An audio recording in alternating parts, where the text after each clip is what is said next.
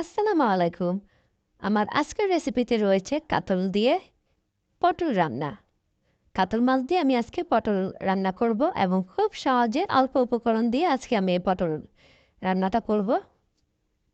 তো আজকে আমি আপনাদের সাথে এই রেসিপিটাই শেয়ার করব। চলুন দেখে নিই আমি এই কাতল মাছ দিয়ে পটল রান্নাতে কী উপকরণ ব্যবহার করেছি।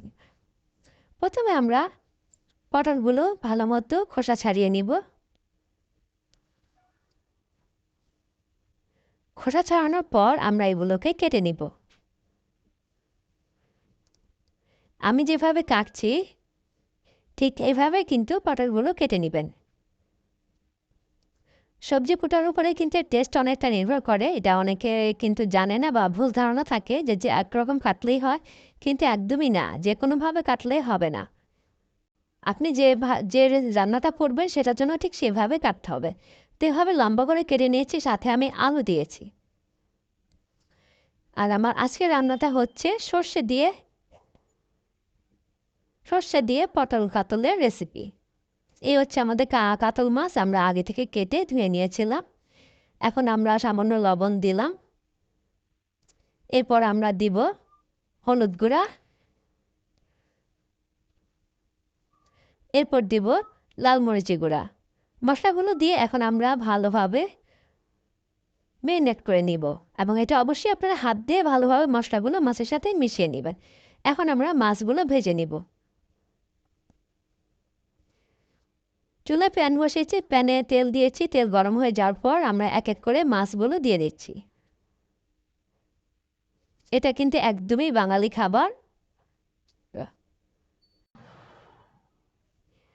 খুব সামান্য উপকরণ দিয়ে কিন্তু এই রান্নাটা আমরা করব, একদম বাঙালি খাবার বলা যায়। এক কথায় খুবই সাধারণ একটি খাবার, কিন্তু খেতে কিন্তু অসাধারণ লাগে। কিছুক্ষণ পর আমরা মাছগুলো উল্টে দিলাম। এখানে কিন্তু আমরা পটলের পরিমাণ অল্প দিয়েছি। যদি খুব বেশি পরিমাণ পটল দিয়ে এটা রান্না করেন তাহলে কিন্তু খেতে ভালো লাগবে না। অল্প পটল, সামান্য আলু দিয়ে একটু ঝোল হবে। তো আমরা মাছগুলো উল্টে দিচ্ছি।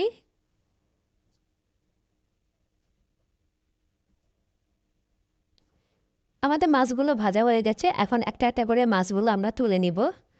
আর এই যে এখানে দেখা যাচ্ছে মাছ ভাজার যে তেলটা রয়েছে, এই তেলটা কিন্তু আমরা ফেলে দেব না। এটা দিয়ে কিন্তু আমরা রান্না বসিয়ে দিব। মাছগুলো কিন্তু একটু কড়া করে ভেজেছি।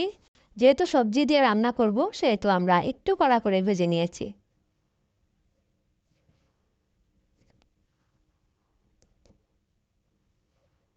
তো আমরা প্যানের তেলগুলো দিয়ে দিলাম। তেলটা গরম হয়ে যাওয়ার পর আমরা পেঁয়াজ কুচি দিয়ে দিব।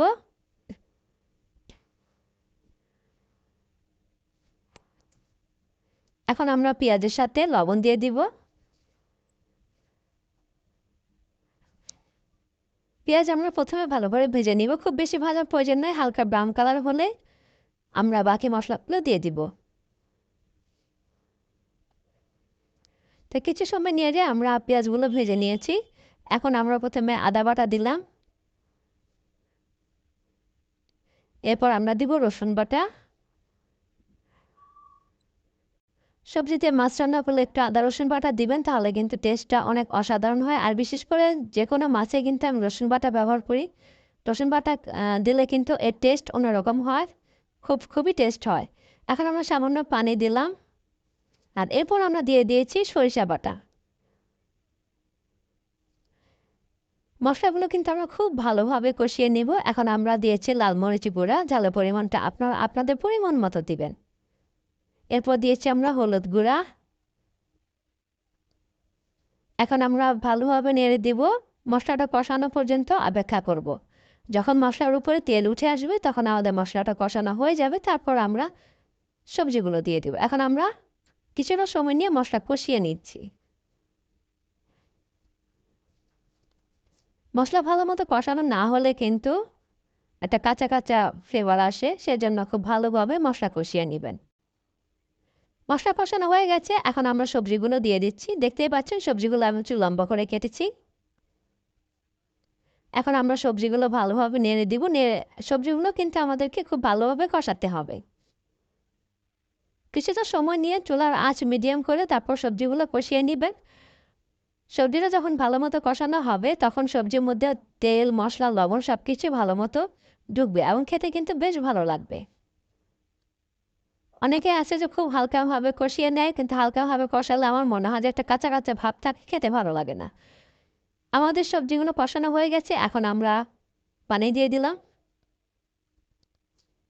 আর এই তরকারিটাতে কিন্তু একটু ঝোল ঝোল থাকবে, আমি তো আগেই বলেছি এটা হচ্ছে একটু পাতলা পাতলা ঝোল থাকবে।